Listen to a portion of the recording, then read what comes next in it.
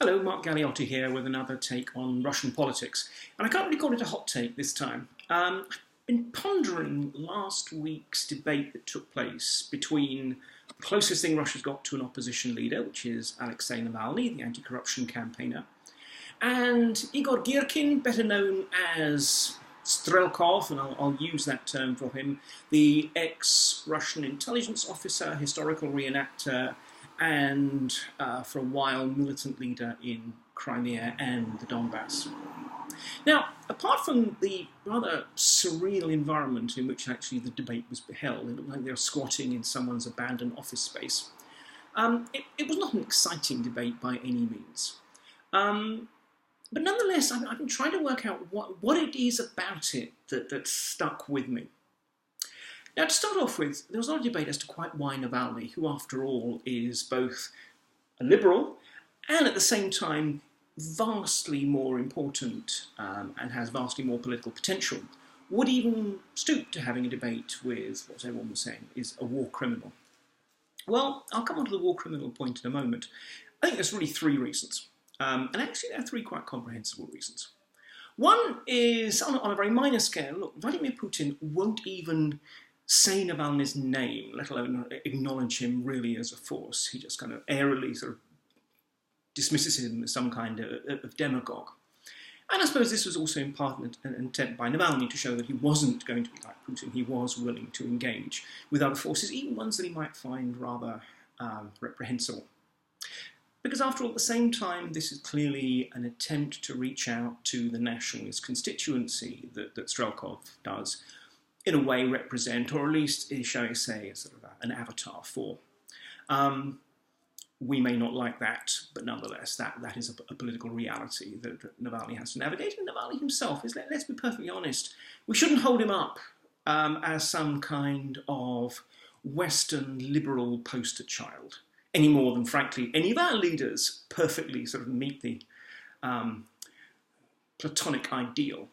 Navalny, for all his many virtues, also clearly has also a certain Russian nationalist streak. I think the important point to make, though, is that nothing he has shown really suggests that he's anything other than an essentially democratic and legalistic figure. So that even if he personally may not like non-Russians, I don't think there's any sense that actually they would have any less protection under the law were he, in some future glorious day, president. And I think the third element of this is actually a deliberate FU to elements of his own base. This was Navalny demonstrating precisely that he was his own man. Now, in all these ways, actually, I think that Navalny probably made a good choice, having pondered it and off that first sense of, my God, what's he doing? Exactly, it's important to show that you're willing to talk to other constituencies, even though you don't actually necessarily like them or agree with them on many points. Secondly, the nationalism element, look, that is the nature of politics, and let's not kid ourselves that Western politicians, democratic, liberal politicians even, do not sometimes stoop to the level of a little bit of dog whistle politics themselves. And thirdly, in terms of the issue of demonstrating his independence from his own base, which is after all an area, I've already spoken in a previous video about this kind of sense that he's just like Putin really because he's faintly sort of autocratic in his ways.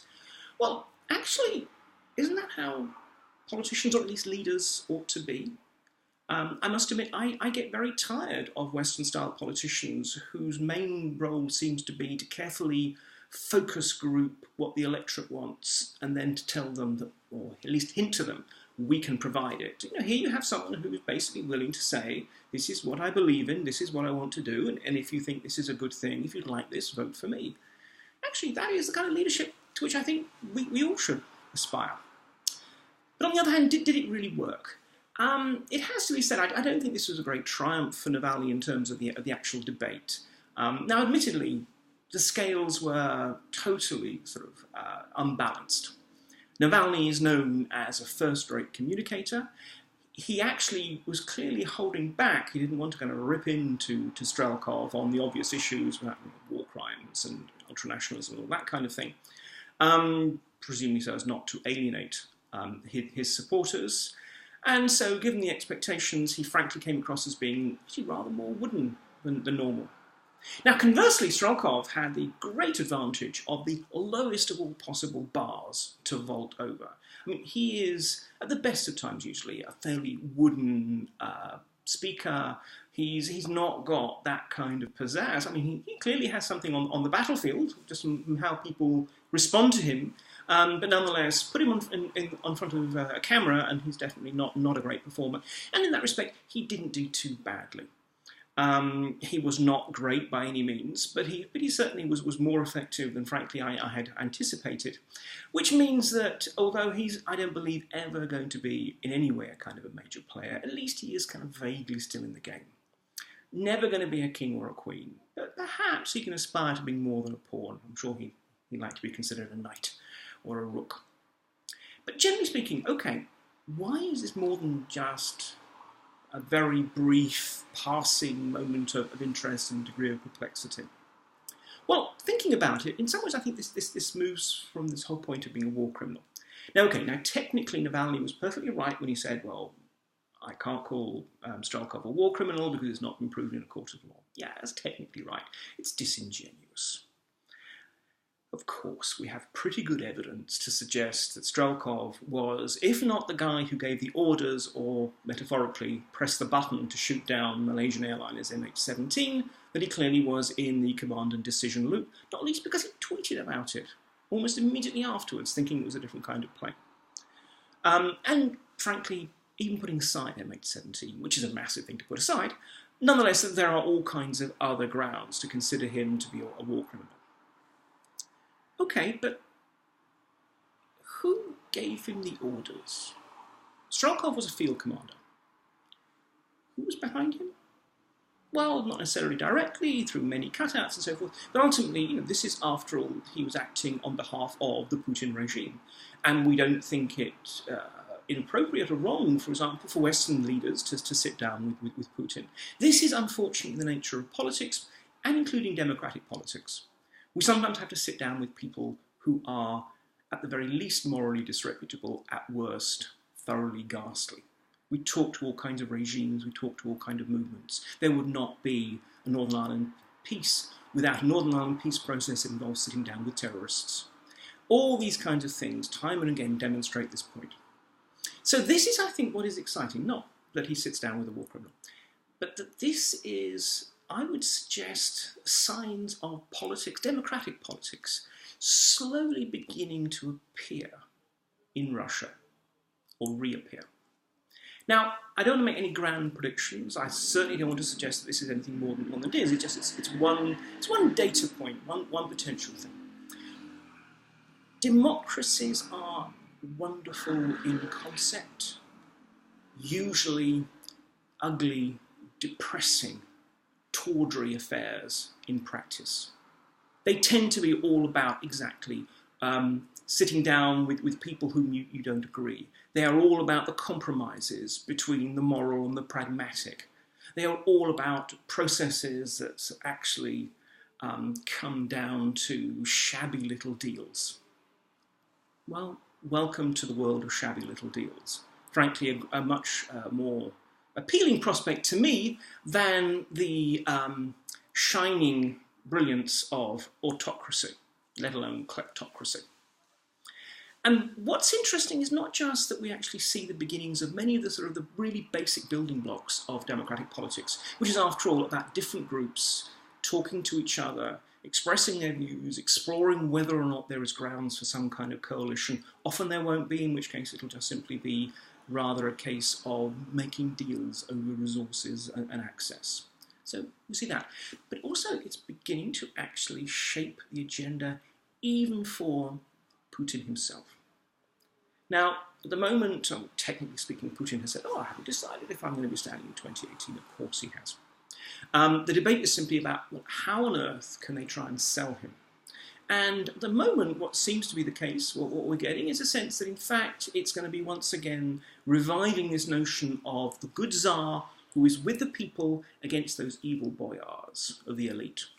So, and I'm not talking about the people at the very top of the system, the Rotenbergs, the ministers, the Medvedevs even, but much more at a local level and on a smaller scale. So it's actually going to be about fighting against corruption and inefficiency at the local level of the elite. Now, that is, frankly, quite a dangerous strategy. Not just because it means actually declaring war on at least the sort of lower fraction of the people on whom you depend to run this country. And precisely at a time when you have destroyed every single sort of meaningful democratic institution which is there to actually control them. But it also might even have the impact of glasnost. Now, when Gorbachev introduced glasnost in the 1980s, the idea was we will shine a light into all the dark corners of the post-Soviet times with the aim of delegitimizing a certain kind of Soviet idea. That actually this shows why we have to move forward and have to reform. And it got out of control. The point is, you can't neatly pick and choose and say, well, these bits of the Soviet past were bad. But these bits actually were positive and uplifting, and we need to develop them. And what happened is the process acquired its own momentum, and indeed it delegitimized the whole system. And Gorbachev ended up being pretty much, like, tempted to say, the last communist in the Soviet Union, or at least the last of his particular brand of communists. Well, likewise, we might well find that actually Putin cannot control the anti-corruption weapon if he starts to deploy it. We'll wait and see. But the interesting thing is precisely this. This is about the first time when they have felt that they need to actually have a platform, actually have a policy, actually have some kind of message, rather than just, I am Putin, hear me roar. Bit by bit.